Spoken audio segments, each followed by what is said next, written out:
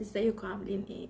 وعلى البساطة هنقول امور بمنتهى البساطة. والنهاردة اول موضوع بنتكلم فيه وهو موضوع مهم جدا، ويمكن اغلبنا بيعمله وهو مش واخد باله.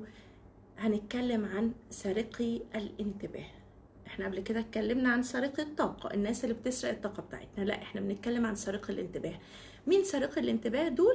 هما الناس اللي على السوشيال ميديا، اللي بيقعدوا ينزلوا صور بتاعتهم في كل مكان وفي كل حتة، وهم خارجين وهم مسافرين وهم صاحيين وهم نايمين وهم بيعملوا اي حاجة.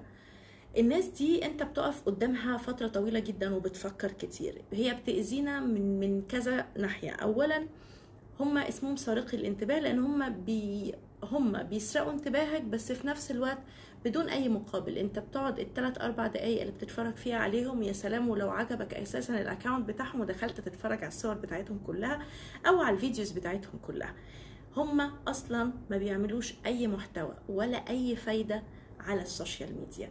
هما بيجمعوا لايكس، بيجمعوا انتباه الناس، بيلفتوا الانظار لاسباب كتير جدا. احنا عارفين ان السوشيال ميديا دلوقتي يعني بقت هي نمبر 1 بالنسبة للناس.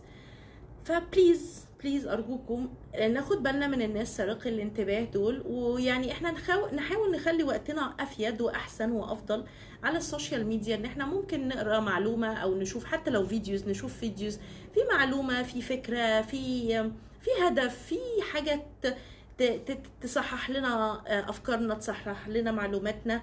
يعني يا ريت نحترس جدا من سرقة الانتباه، لان هم حقيقي حقيقي بيأذونا من غير ما ناخد بالنا.